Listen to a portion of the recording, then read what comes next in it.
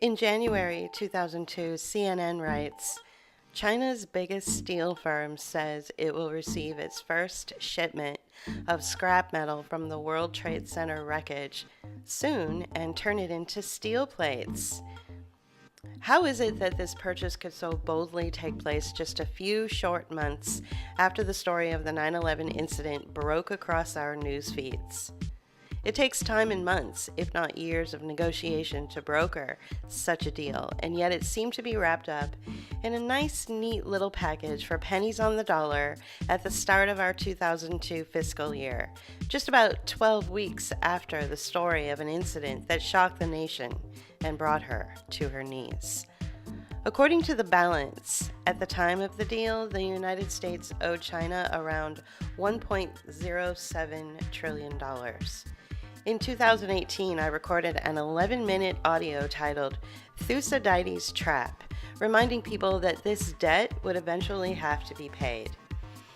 I speculated over 20 years ago, and continue to hold this opinion today, that the debt to China would be put on pause right around September 11, 2001, because what kind of monster would China be to demand repayment of the $1.07 trillion debt after our soil had just been attacked and we needed to put all our efforts and money toward our military strength and Middle East operations which of course lasted for over 2 decades.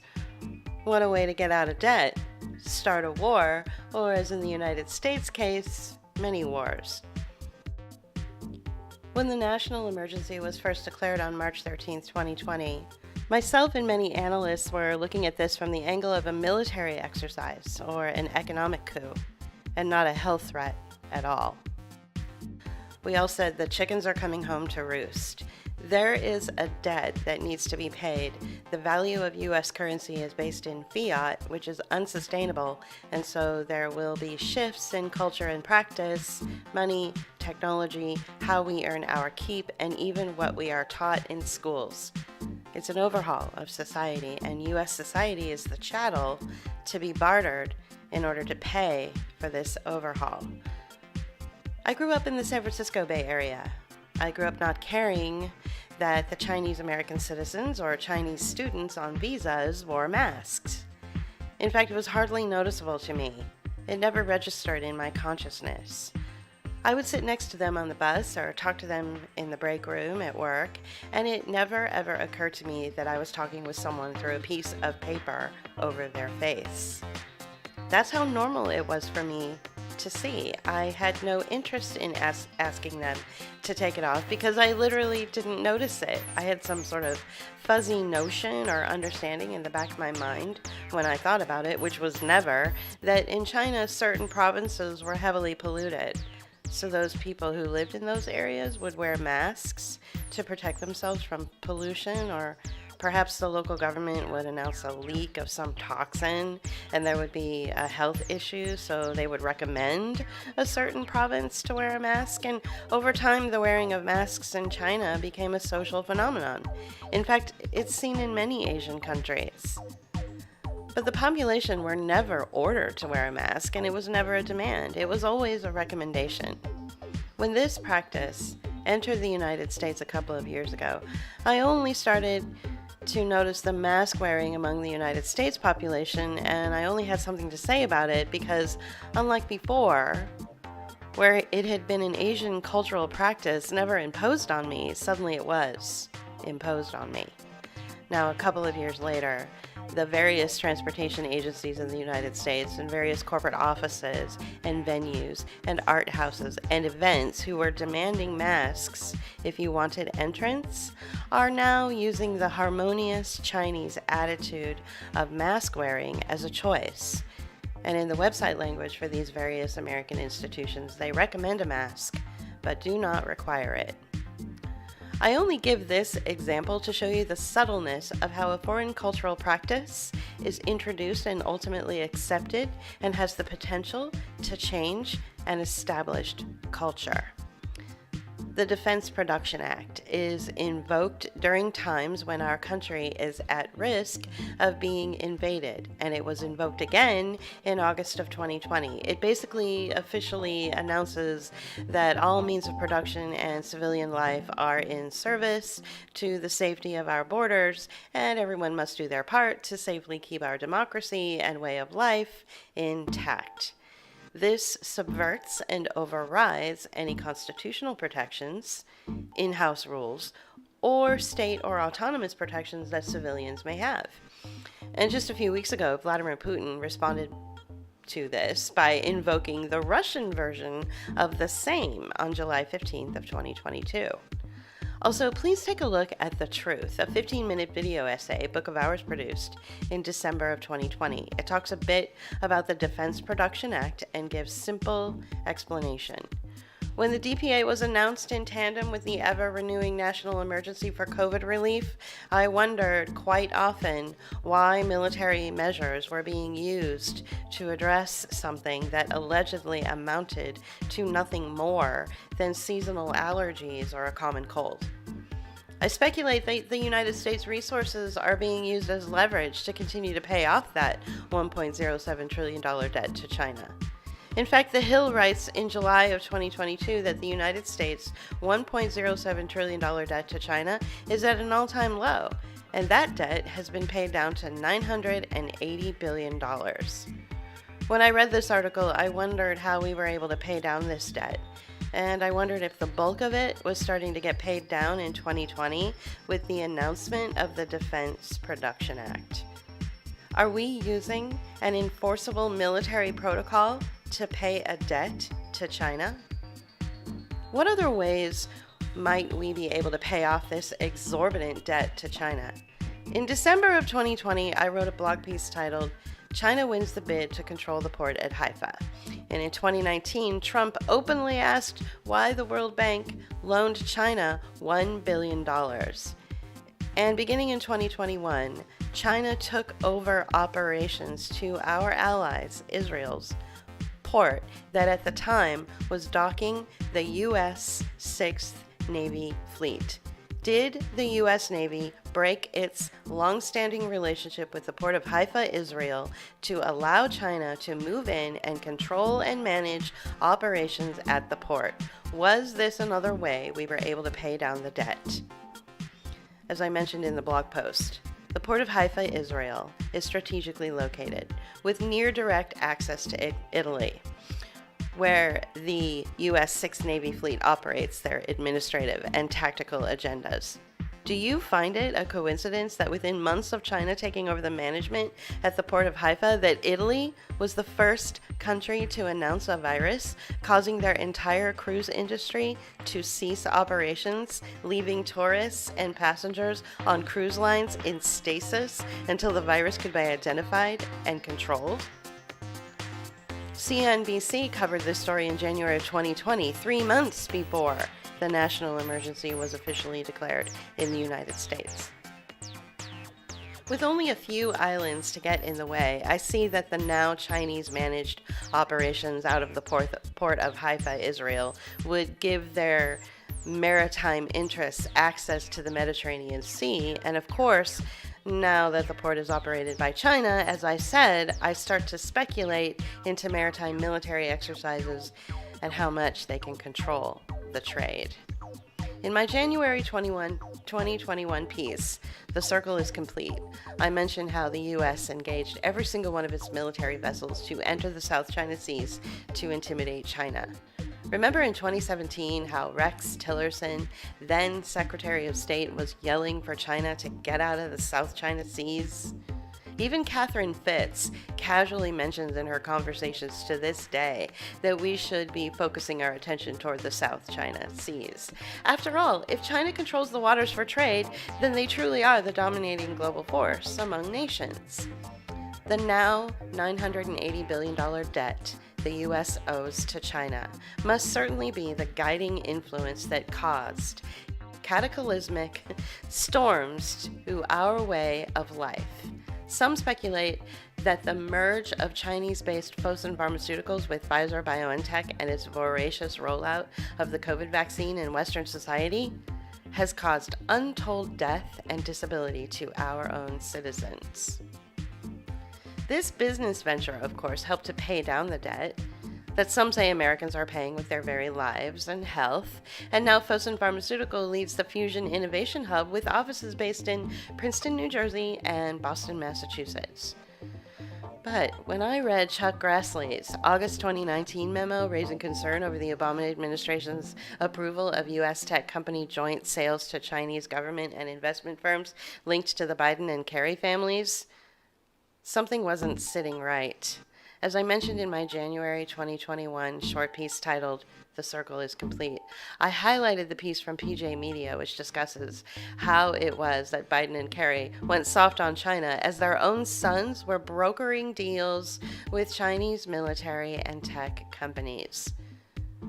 The debt needs to be paid off. And if you look at this from a 360-degree angle, it seems every part of our life is being leveraged to pay that now $980 billion debt to China, and our American princes like Charles Hines, Hunter Biden, and now Paul Pelosi seem to be acting in their personal interests to trade everything from our data to our biometrics to Chinese-based investment firms. Paul Pelosi, Nancy's son, is the second largest shareholder in a Chinese-based Internet of Things company. Not to get too far off track, but John Kerry is no slouch to Chinese funding projects either. It was alleged that he unwittingly tried to help a Chinese espionage agent and arms dealer in 1996 in return for campaign contributions for his Senate re-election campaign, according to congressional and other documents, interviews, and photographs. And his heiress wife, Teresa Hines, has millions in Chinese investments. It's only natural for the privileged and wealthy to invest in firms all over the world, I know, and then see large returns on those investments. Okay, but what investments are they? Are these investments with biologics companies meant to be injected into the bodies of others? Are they investments in Chinese-based tech firms doing business with Silicon Valley to roll out platforms that spy on or collect the data and metrics of civilians who have no idea they are being cannibalized for profit?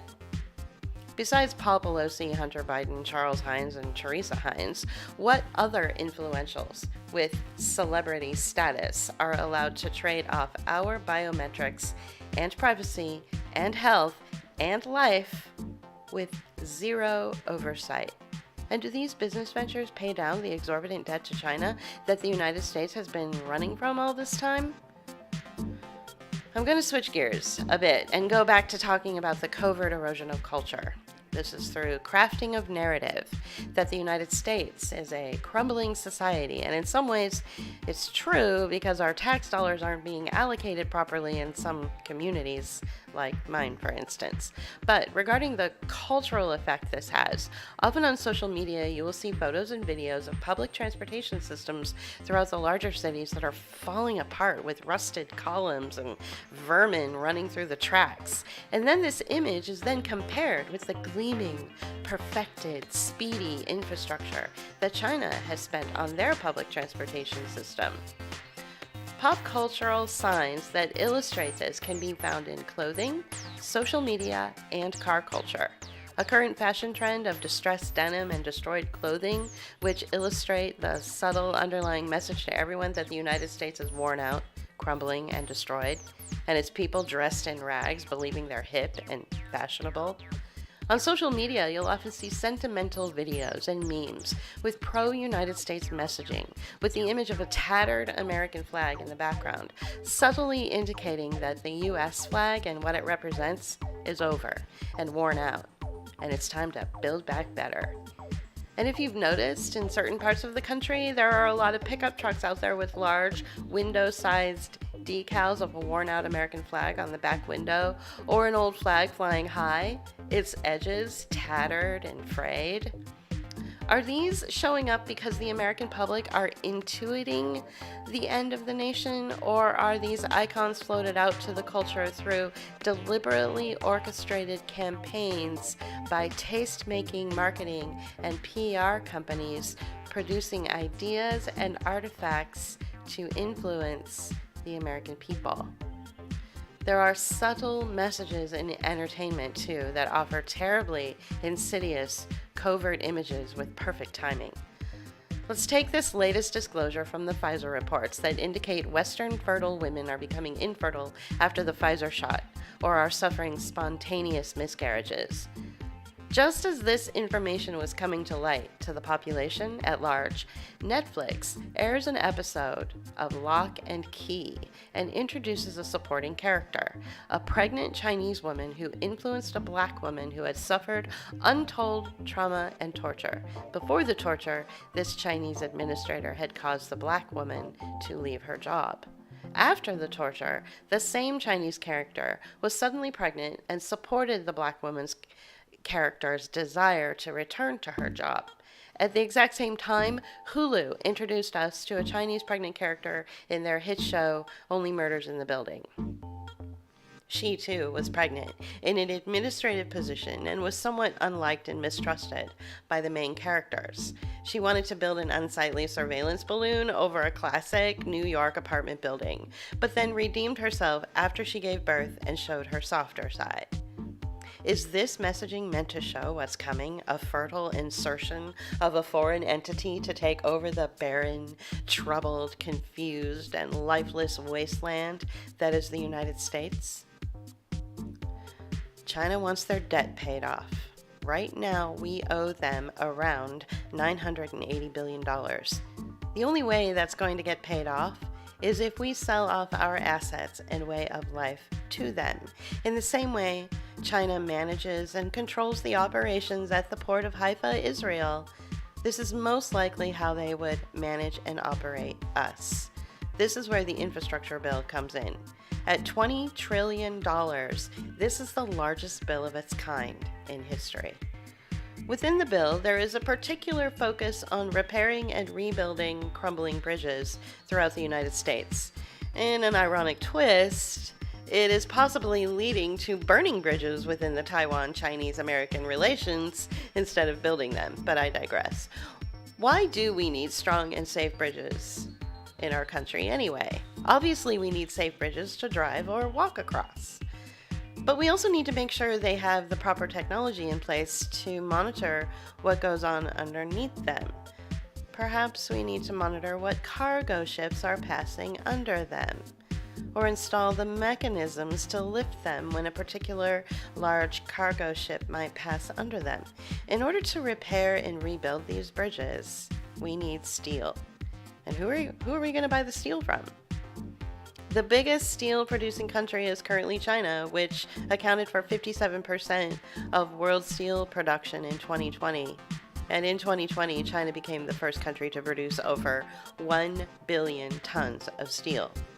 But with China Steel Corporation as the largest integrated steel maker in Taiwan, who actually is going to benefit from all this steel the United States needs to patch up our bridges? Taiwan or China? Taiwan, like Malaysia and Vietnam, are centers of global manufacturing and produce product and could benefit greatly from providing the United States with steel. China, of course, has always asserted Taiwan is a part of China.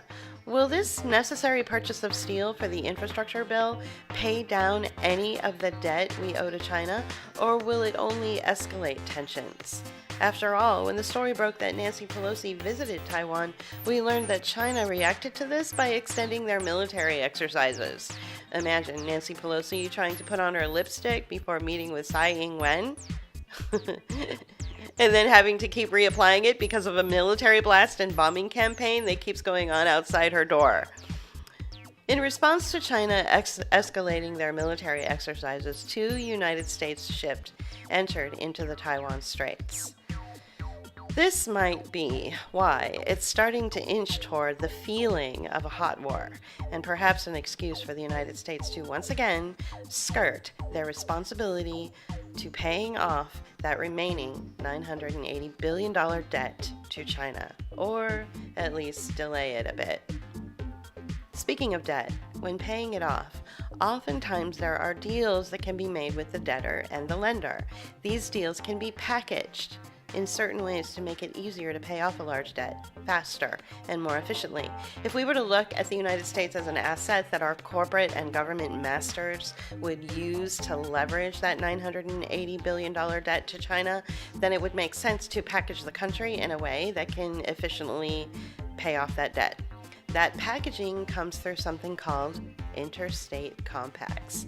We often think of our country as 50 different sovereign states that operate independently of one another. Pennsylvania has an economy for Pennsylvanians, and Californians have an economy for Californians. That kind of thing.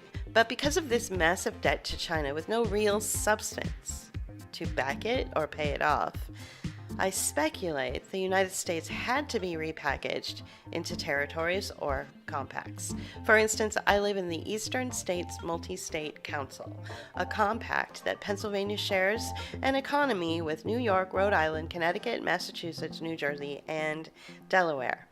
Book of Hours did a comprehensive video essay on the deconstruction of our country and goes into further explanation of these compacts and what they mean. It's called Deconstruction. Check it out.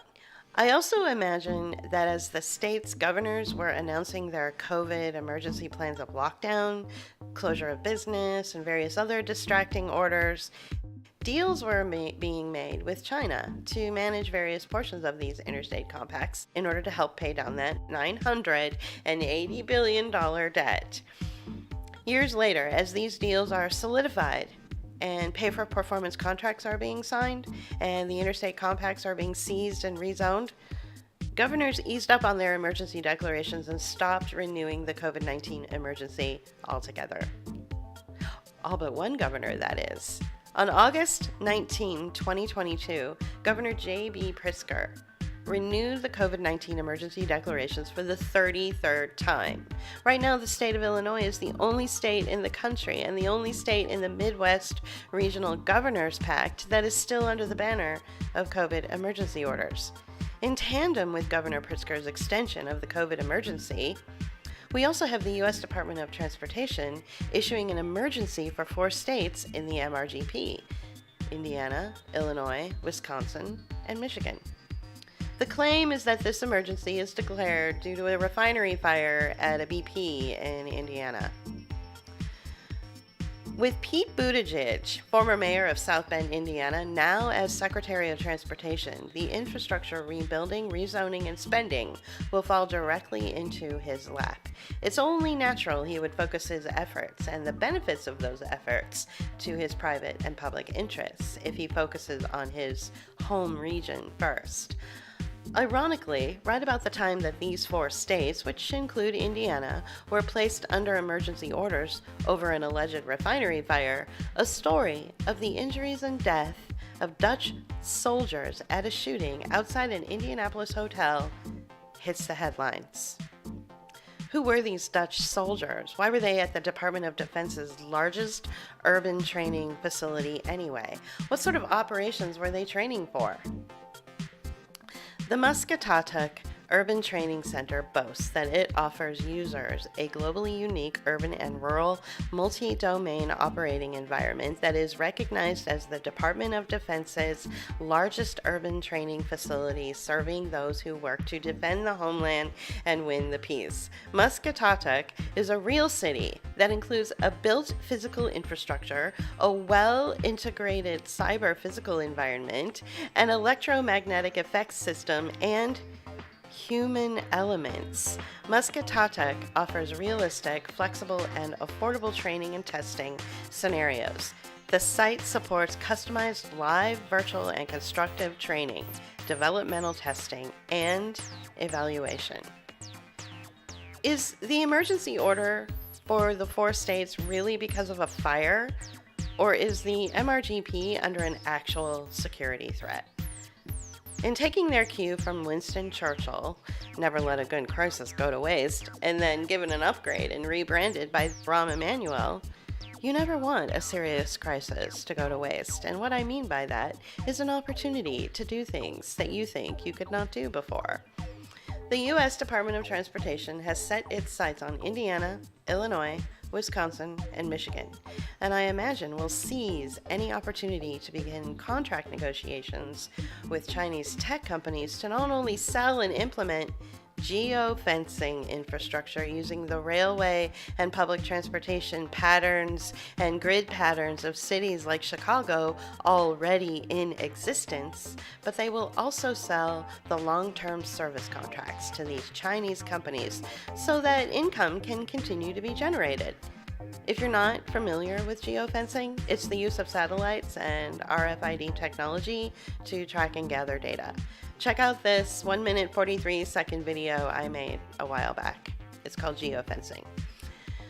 The best places to seamlessly transition into geofencing a neighborhood are those classic bourgeois neighborhoods where your apartment is in walking distance to your grocer, a cafe, a restaurant, a club, shops, and even a park. Your habits and life will be cannibalized by this technology, but it will feel easy and convenient for you. You won't own a home because you'll be a renter, and you won't own a car because you won't need one. But you'll be happy spending your assets and income on your survival and basic wants and needs. These types of neighborhoods typically are high rent and marketed to a certain demographic. Geofencing seizes these neighborhoods to make them into profit-making marketing campaigns that outsource everything from biometrics through what you buy to online habits of what you think you need. In these neighborhoods, for example, renters pay their monthly rents on websites to anonymous firms that have slick design graphics. As far as Pritzker issuing another emergency order for Illinois, I suspect he is seeing the vast amount of wealth that will be accumulated to these tech companies through the possible implementing of geofencing and through the infrastructure spending in his state, and is still hammering out a deal. There may be an indication that he is prolonging the rollout of these potential geofencing plans because it could interrupt his empire. Just because he and his family may be considered one of the wealthiest in the country doesn't mean he doesn't want more. He wants a piece of that technology pie. Perhaps he's agreeing to build more Hyats in China as a bartering chip. I'm just speculating. When it comes to China, it is multi-layered, I will admit, and there are geopolitical tensions, of course, but I often approach life with this idea that the simplest explanation is usually the right one, and I feel we must begin with the understanding that leadership in the United States has put themselves into debt with that country. It's a huge amount of money, and it looks as though our public-private partnerships, involving everything from our housing to our education to our health, are bearing the brunt of the cost of paying down that debt. It seems as though how our country is even packaged and zoned is now a part of the paying down that debt.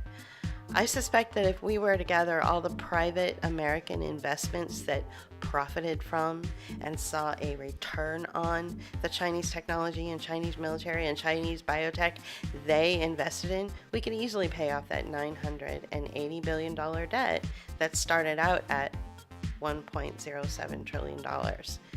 But instead, what's happening is our own way of life and health, and even our very autonomy, is being changed and cannibalized, and like a slave, we are being used as a bartering chip to pay off their debts to China. Are you okay with being an indentured servant so the U.S. can pay off its debt to a foreign country?